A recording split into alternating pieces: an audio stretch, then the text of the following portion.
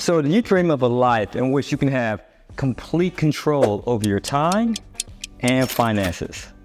Well, today I want to share with you several financial freedom principles that will allow you to break free from the traditional concerns in regard to making money and allow you to create the lifestyle that you want, that you so desire. So without further ado, let's jump into it. Personally, for me, I was able to quit my day job. This is me clean shave, right, with the goatee popping.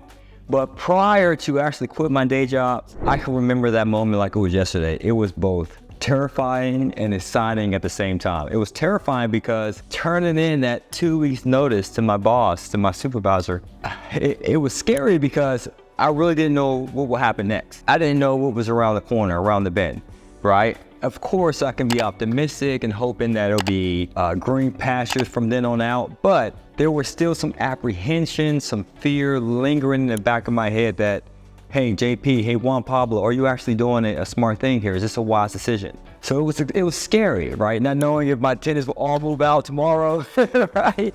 Or I'll get an unexpected bill in the mail, or just things don't go as planned. But then it was also exciting because for years, I've been diligently buying enough rental properties to the point my passive income exceeded my living expenses, and I no longer needed the 9 to 5. So I was excited about that. I've actually met my goal, but also, on the flip side, not just fearful of what can happen next, but also excited about what can happen next. Just imagine having so much free time available, being that you don't have to work 40 hours a week at a job. In other words, you don't like, right? You probably learn every Monday morning, but now you have that free up time. Well, what can I do? What purpose can I fill? What void is there in the marketplace that I could potentially fill with my services, with my ideas? Perhaps create a new business, the passion project I've always wanted to work on. So that experience, it really had me on edge. I was on the fence. So what I'm going to share with you today is some possible things that you need to consider, right? If you truly want to make that leap from that one side of the quadrant that Robert Kiyosaki talks about, you know, the employee, self-employed, to the other side, that business owner and investor, we're focusing on real estate investing. So let's jump into it. So the first thing you need to do is that you need to assess your readiness for real estate investing. There's a war going on, right, within you. Not so much externally in this world or between nations or family, friends, states, cities, and gangs or whatever, East Coast versus West Coast. There's a war going on inside within yourself, right? From your conscious thinking and your subconscious thinking. Now, I'm not trying to get all deep and all that, but what I'm sharing with you some things that go on spiritually, right? Because oftentimes what we do is we receive stimuli, let's say through social media, and we receive stimuli that sounds attractive. Like, yes, I want to be able to be a real estate investor. I want to own and have real estate properties. I want to do real estate investing full time for the rest of my life. And you get it up here consciously, but subconsciously, you may still have beliefs. That's why I said spiritual, right? Because there's a lot of beliefs that you have that relates to your spirituality. You may have beliefs that are contradictory towards what you truly want. So there's several things I want us to outline here in regard to assessing your readiness. You have to assess your readiness spiritually, mentally, physically, financially, and relationally. So let's go over this quickly, okay? So we just covered spiritually. You have to make sure that within yourself, what you want consciously also lines up with what you want unconsciously. Because if you truly want to invest in real estate, and as a real estate investor, you do have to take risks, even though they might be calculated. But if inwardly you're terrified of taking risks, you're fearful of taking risks, it's not going to work for you. Or consciously, you say that you want to make a lot of money passively, right, without having to trade your hours for dollars, but subconsciously you may believe that you have to work hard in order to get money. So even though you want passive income, you still have a core belief that you have to work hard, meaning you have to earn your keep. And that's conflicting, right? Because do you necessarily need to work hard to make a lot of money? Not really. But if you believe that to be true, it may conflict with what you truly want up here, which is passive income. So we got to get the spirituality thing checked out first to see if you're actually ready for it. If not, do something about it. Get some books on the subject, to fix it. A second thing, we talked about mentally. Mentally, you may say, yes, I want to be a real estate investor, but are you being a student of real estate investing? Are you getting the product knowledge? Are you getting the training?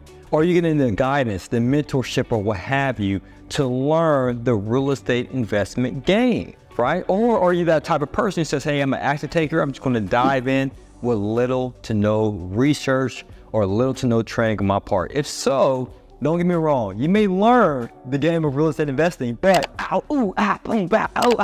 there's a bunch of bumps and bruises along the way. So it's way better to vicariously learn from someone else's trial and error instead of going through it your own, okay? So mentally, you have to make sure you get that product knowledge up. Increase your know-how on how to invest in real estate investing, and keyword, successfully.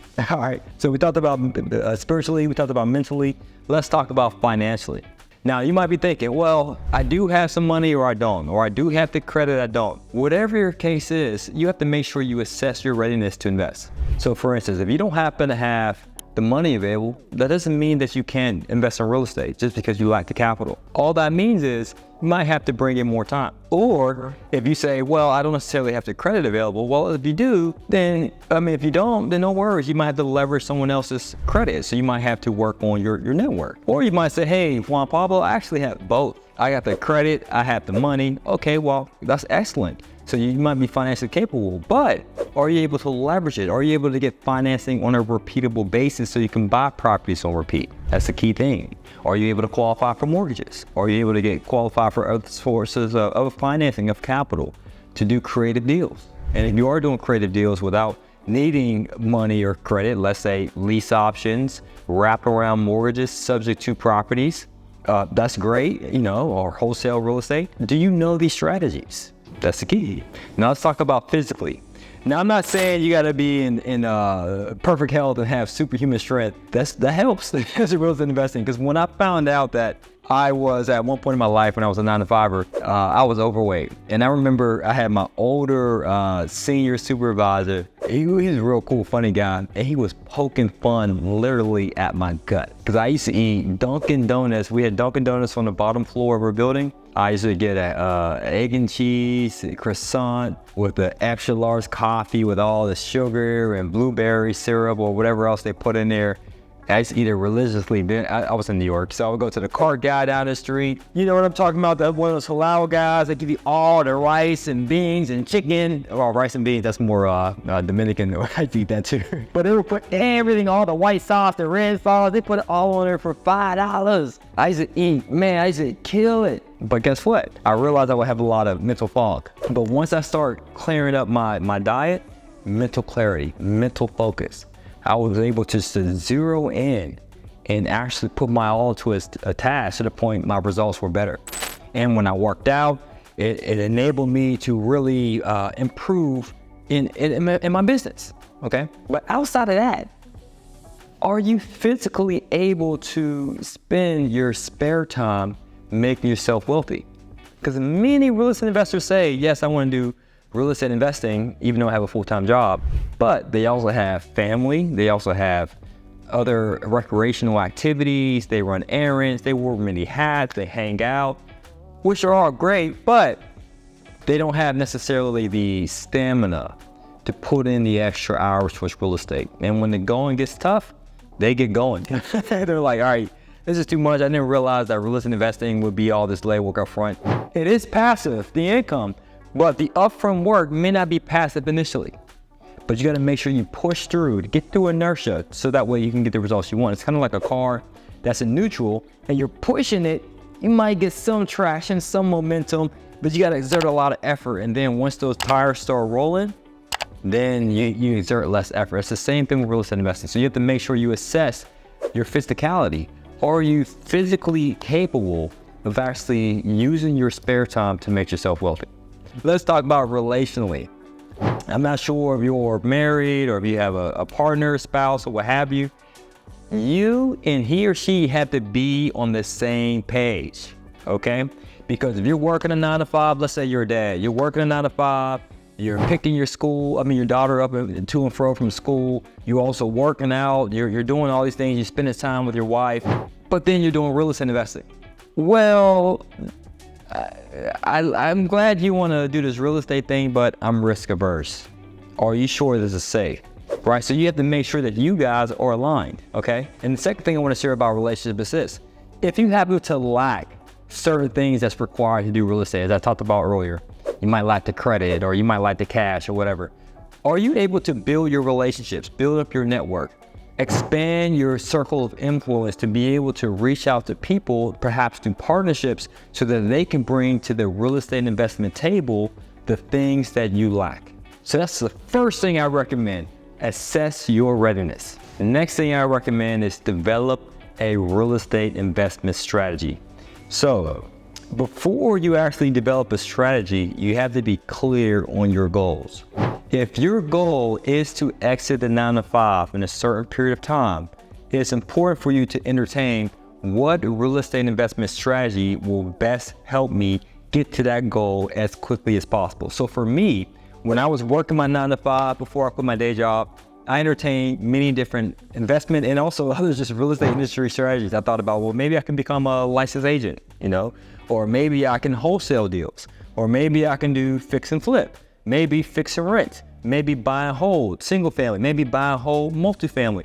Many different strategies. Perhaps I can do lease options. I can do master lease options. Maybe I can use hard money. I took a look at all and I actually tried out some of these situations.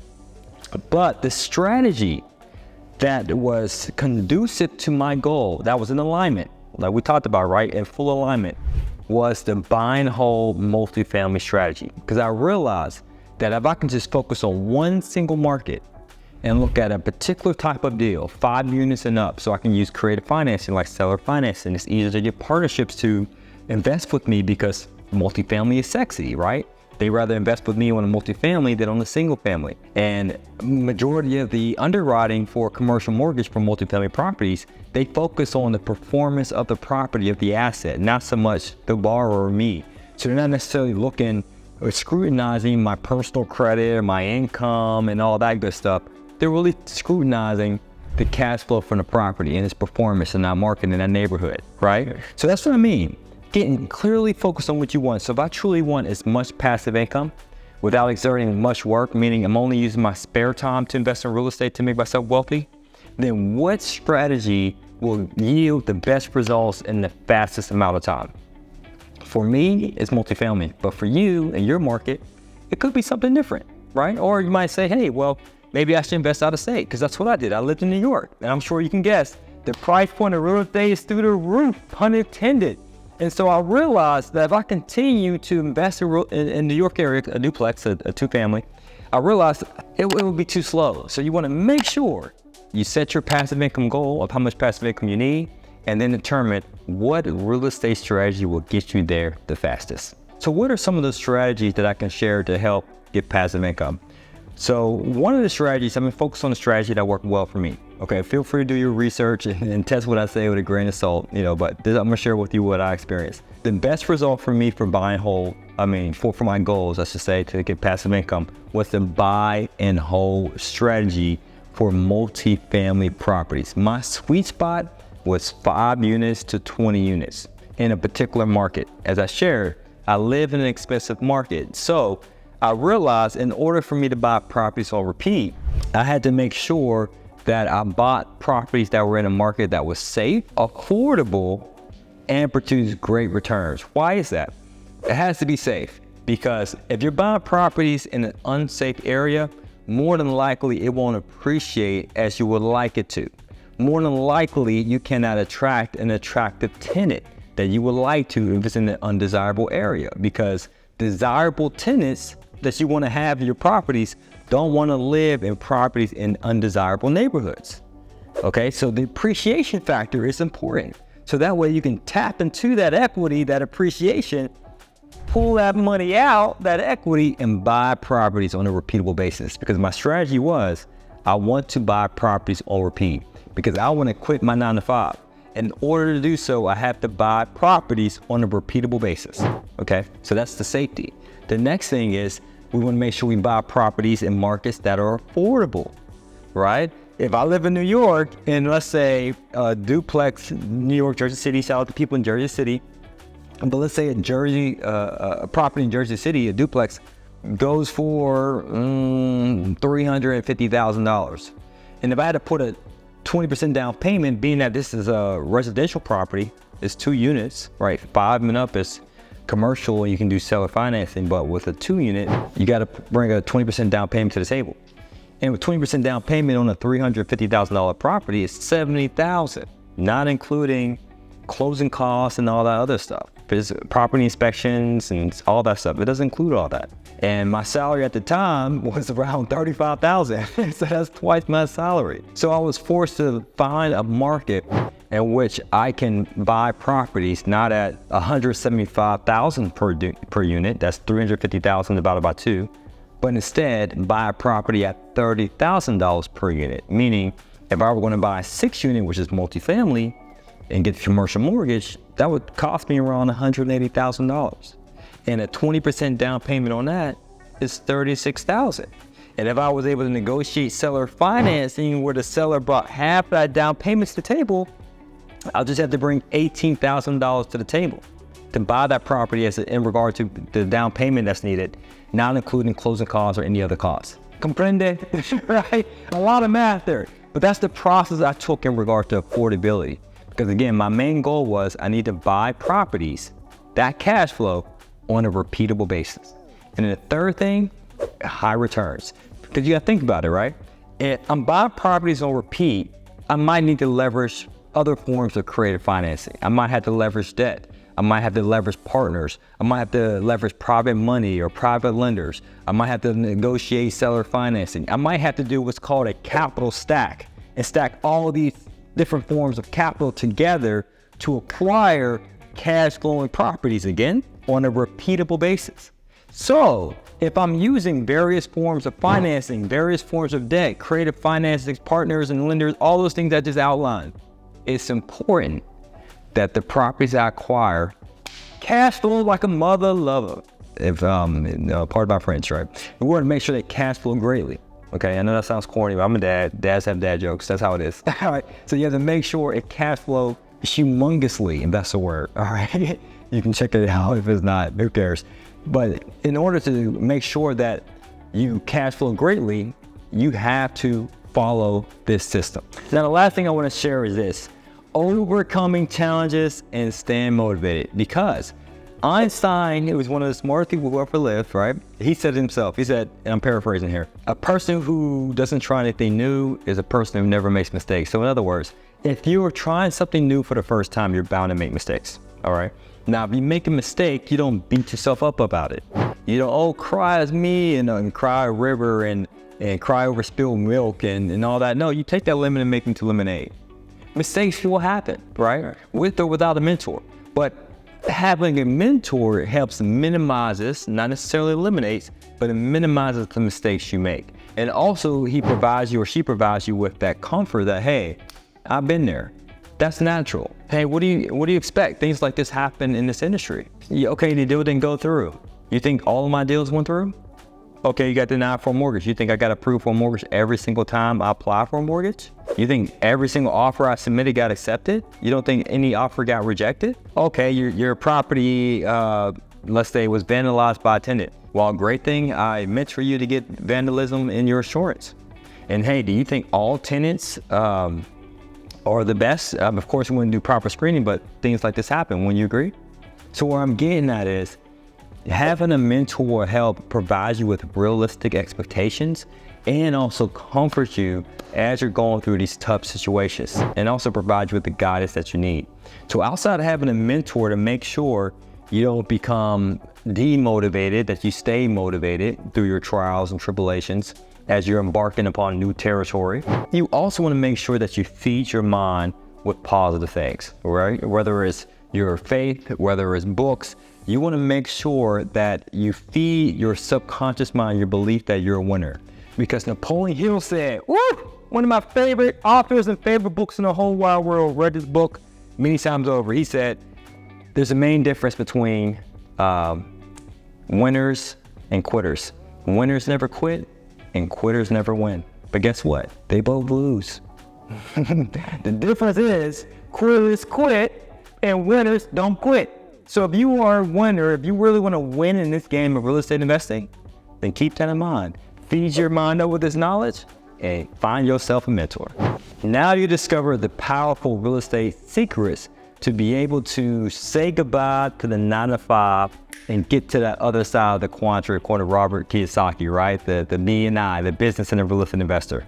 Now it's time to confront these obstacles that may stand in your way, all right? So what I want you to do is just watch this next video. And by the way, guys, as always, it's to your success, continue to earn passively, live passively, and make sure you get that business started, to get that massive income so you can funnel it into your real estate. Passive income, master the passive, baby. Peace.